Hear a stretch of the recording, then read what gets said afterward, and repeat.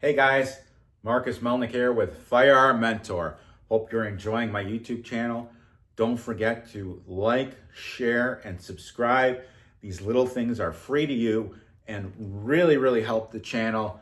I appreciate your support. Enjoy. Thank you.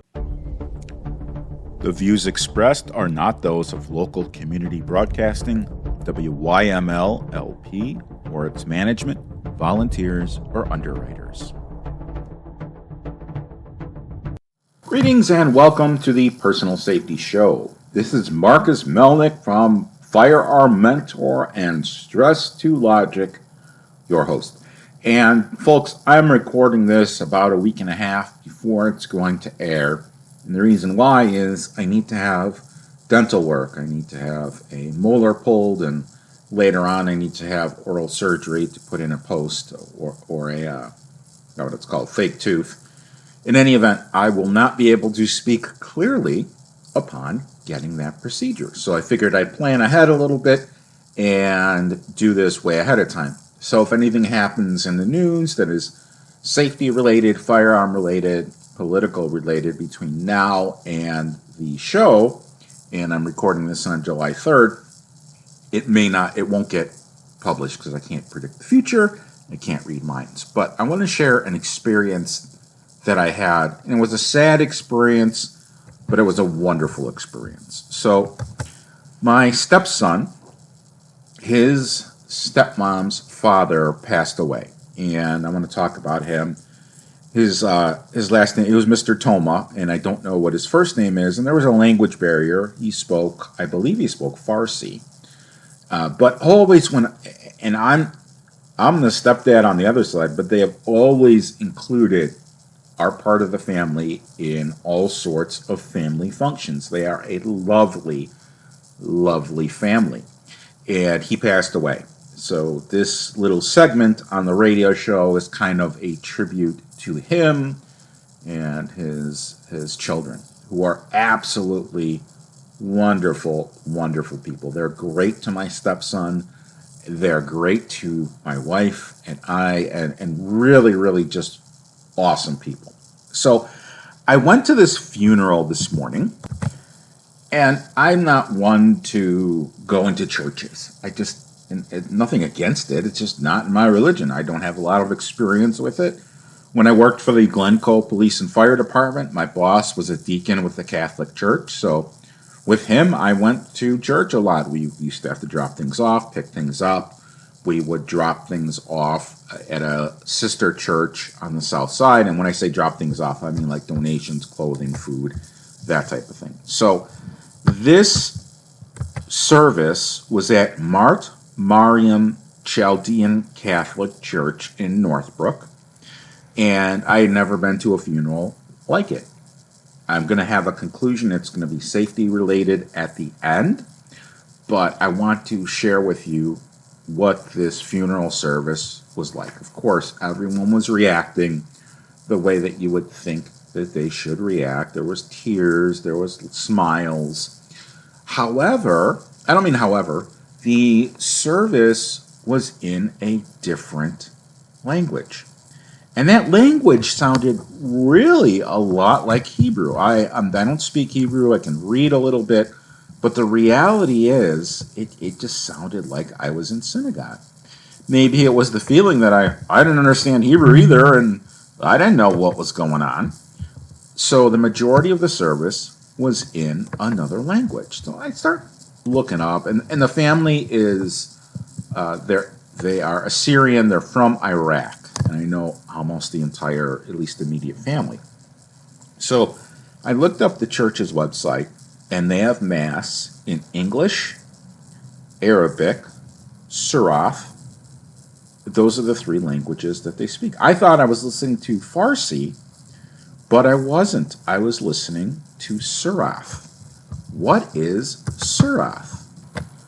Surath is a language, and it refers to Northeastern Neo-Aramaic, or Nina, dialects spoken by Assyrians, particularly those in Iraq and surrounding areas.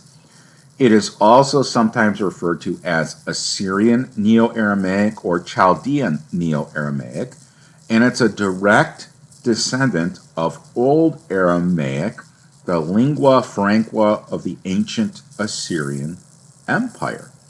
It's a modern form of Aramaic, a language that has a long and rich history, including its use as the language of Jesus and parts of the Hebrew Bible. Lingua franca, Aramaic was once the lingua franca of much of the Middle East, spreading across vast territories including the Arabian Peninsula, Anatolia, the Caucasus, and Egypt. The term Sarath is used to refer to specific dialects spoken by Assyrian communities. It is distinct from Classical Syriac, the liturgical language of some of the Syriac churches, though influenced by it. So most of it was in this modern form of Aramaic. And Aramaic is a very old language that is the basis for other languages that have been born out of it, like Assyrian, like Arabic, like Hebrew. And so as I'm listening to this foreign language, it sounded a lot like Hebrew, and that's because Aramaic is the base language of Hebrew. And what I don't want to say I realized this today, because I've known this for a long time, but religions are all the same. And I'm not talking about religious zealots on any side of whatever you want, any side of any sect.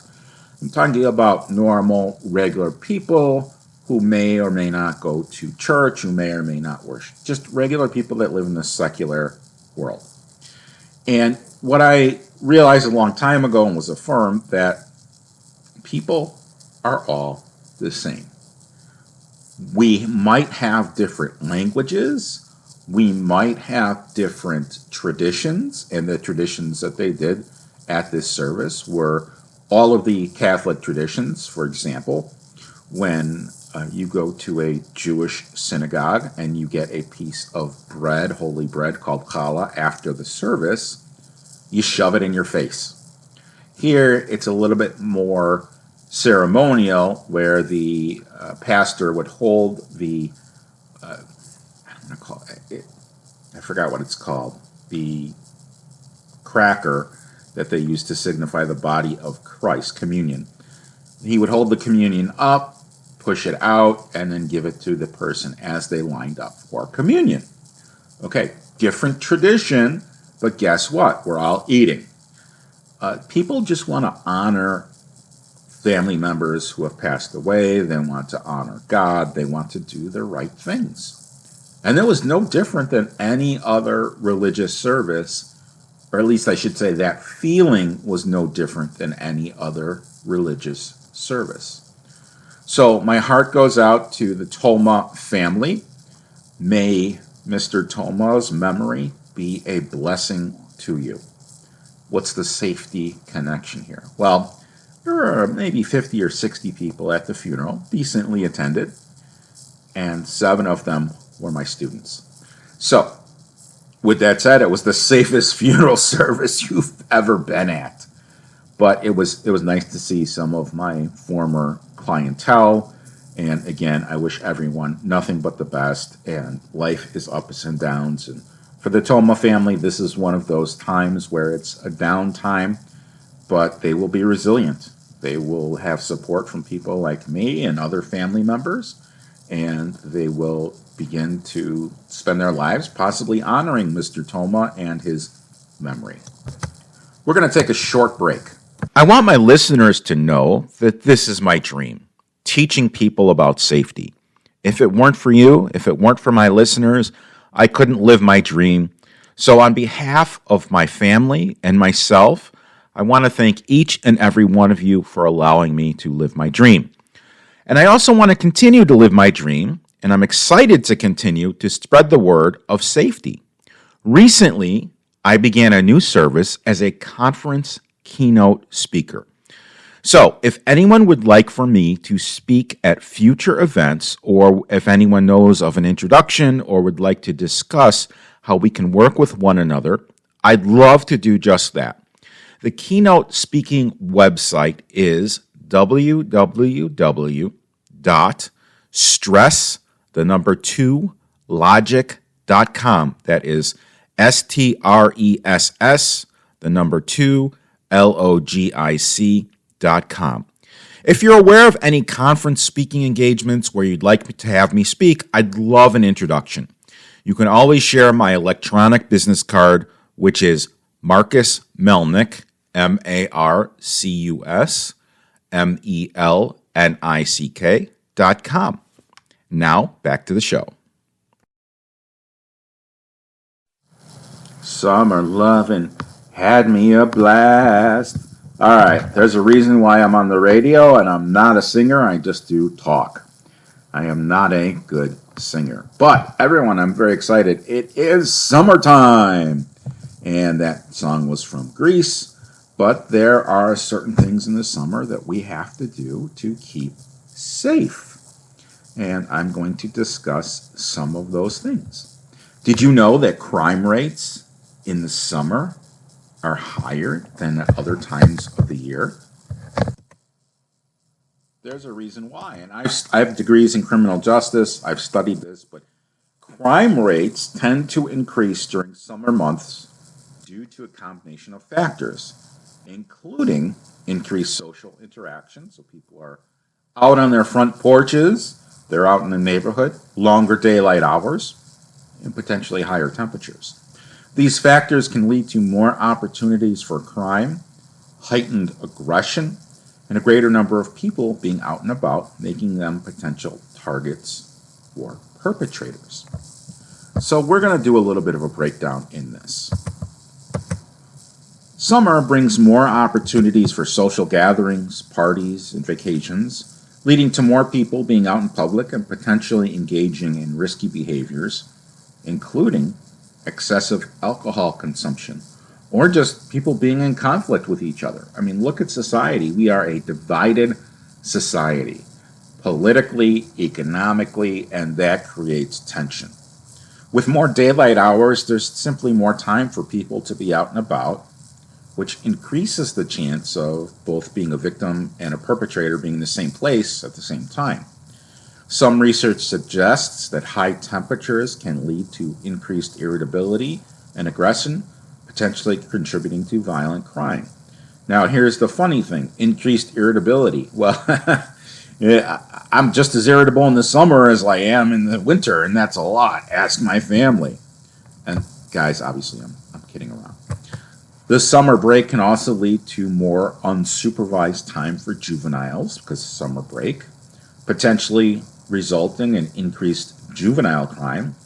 And with more people on vacation, homes may be left unoccupied, making them more vulnerable to property crimes like burglary. Now, I'm going to get on my high horse here and just share this safety tip I've said over and over and over again.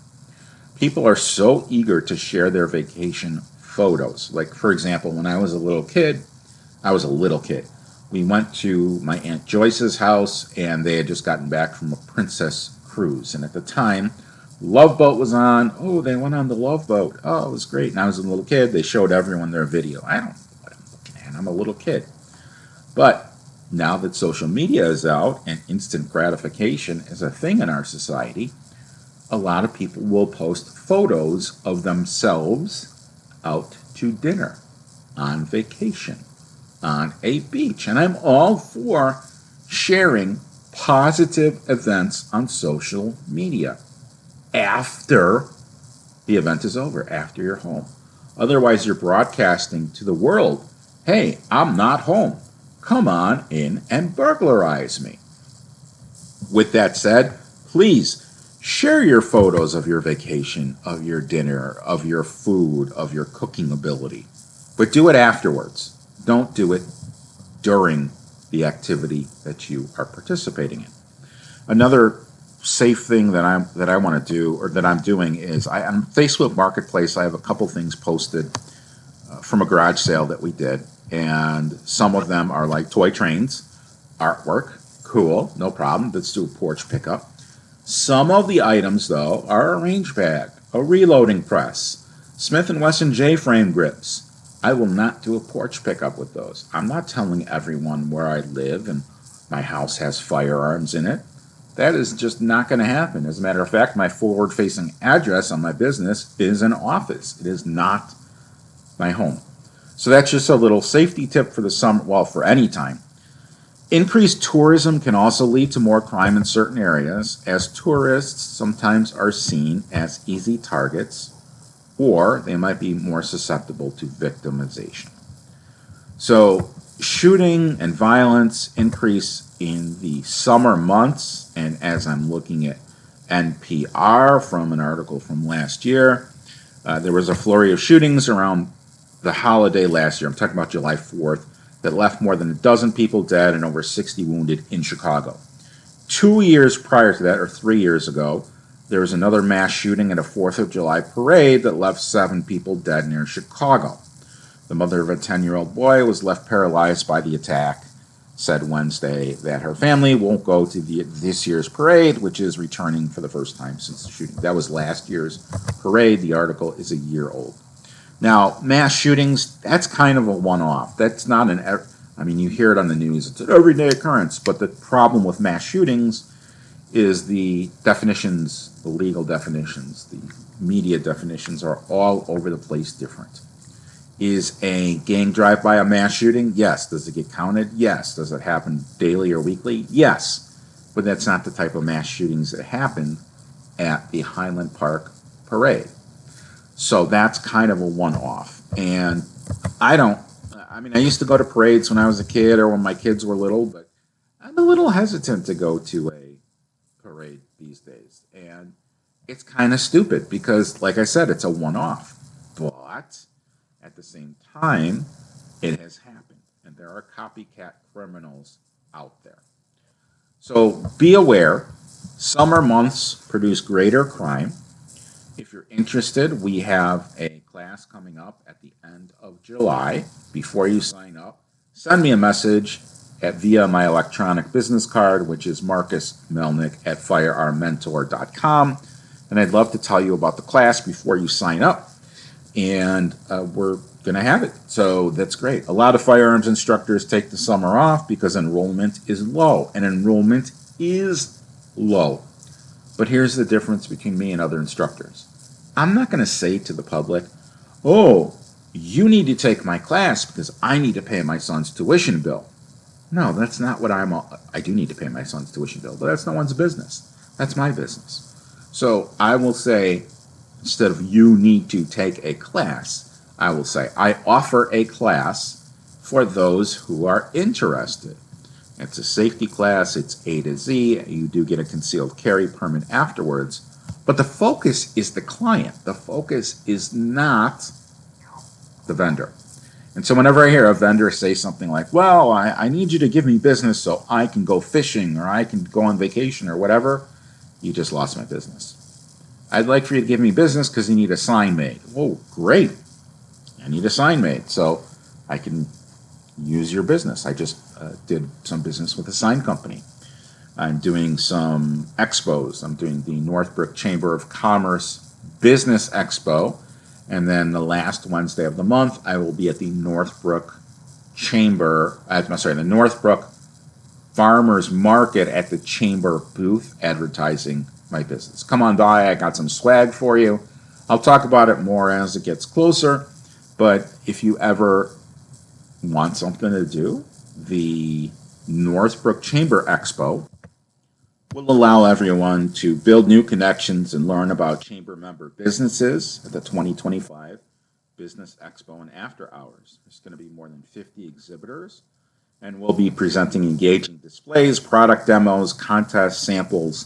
There's going to be live entertainment, appetizers and beverages, and plenty of surprises, and complimentary admission for charter chamber members. So if you're a member of the chamber or you're interested in going, you can always email Gail Eisenberg, gail@northbrookchamber.org. And this is going to be on Monday, July 21st from 5 to 7:30 p.m. at the Renaissance North Shore Hotel at 933 Skokie Boulevard. Registration is required. The Northbrook Farmers Market occurs every Wednesday through October 8th from 7 a.m. to 1 p.m. in downtown Northbrook. It's at a strip mall at Cherry Lane and Meadow Road. I will be at the farmers market representing the chamber on Wednesday, July 30th. And I would love it if you could stop by. Again, I'll have the same type of swag. If you have a question, you're in the area, you want to buy some fruits and veggies and say hi, give me five, shake my hand. Hey, whatever you got going on, stop by. I would love to see you. I'm also working with several vendors to boost my message to the public. My message is of safety. It is of physical safety, financial safety, online safety, emotional safety. And if you're a fan of the show, I've had guests in all of these areas. So what I'm doing is I'm working with I Am Your Digital Professional. It's an Israeli-based firm. A friend of mine runs it, owns it, emigrated to Israel several years ago, and he is making it more robust with more information to send to people. I also just started an Instagram professional page called Firearm Mentor, or Firearm_Mentor. Some people like to get their information from X, some people LinkedIn, some people Facebook, some people Twitter and TikTok. So here's my plan. It's in process right now. I am going to be having very short 1-minute videos, roughly kind of TikTok-ish or Reel-ish, where I'm going to do an FAQ of the week.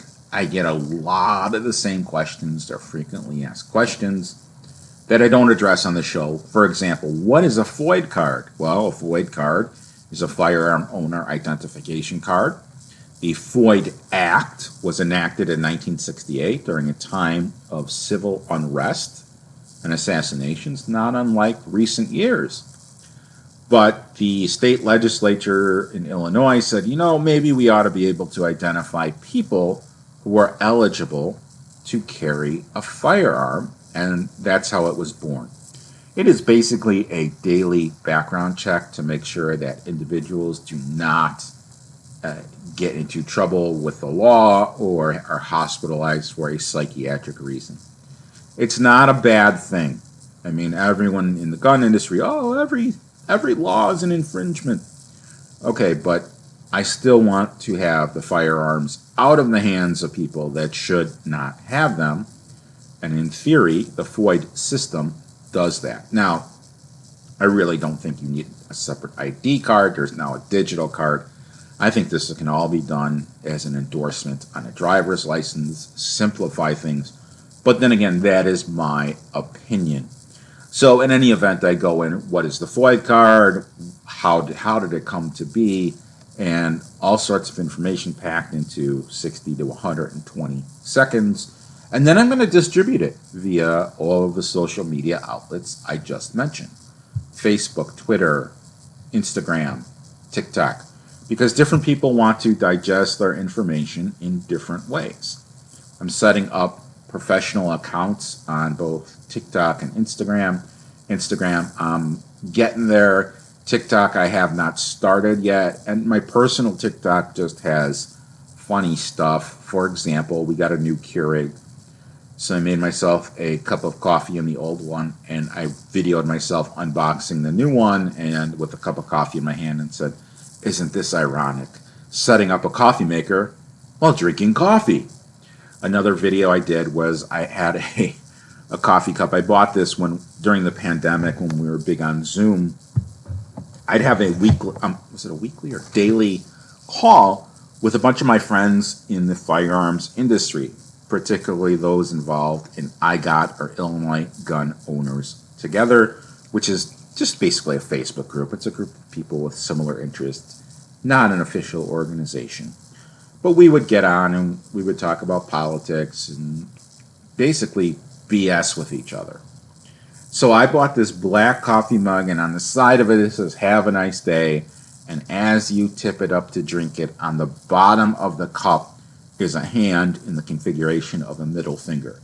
So I kept, and I had it empty for the Zoom call. So every time I would lift it up, it would give everyone the finger. And finally, people caught on. They didn't quite catch on right away because you got the little squares on the screen. You don't always pay attention to each one. But ultimately, I got a big laugh out of it. And I do stuff like that to get a laugh out of various things. All right, so recently, this week, I just finished an American Bankers Association certification in establishing risk management frameworks.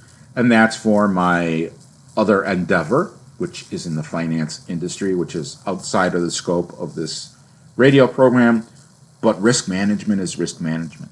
So it reaffirmed that risk is basically the equivalent to probability and impact of an incident happening. Severity of the risk is, or raw risk basically, happens when we go out and about. But we can take steps, or at least in finance it's called controls, to reduce our risk, which is called residual risk. And ways that we reduce our risk when we're out and about are we wear a seatbelt, or we're home and we have fire extinguishers, smoke detectors. Some of us reduce risk by having a gun. Now, a gun will not block a bullet. So the carrying a gun is not going to magically protect someone. However, it's going to change the way that they carry themselves. It's going to change the way that they interact.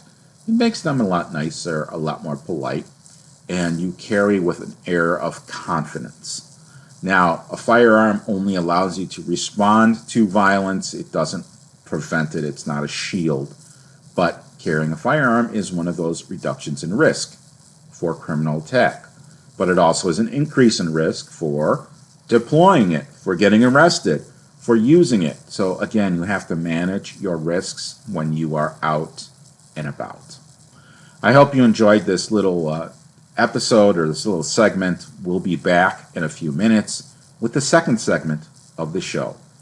If you like what I'm sending downrange, reach out to me. My electronic business card that contains my number and a bunch of other things is marcusmelnick.com. That is MarcusMelnick.com. Stay tuned, people. The views expressed are not those of local community broadcasting, WYML LP, or its management, volunteers, or underwriters.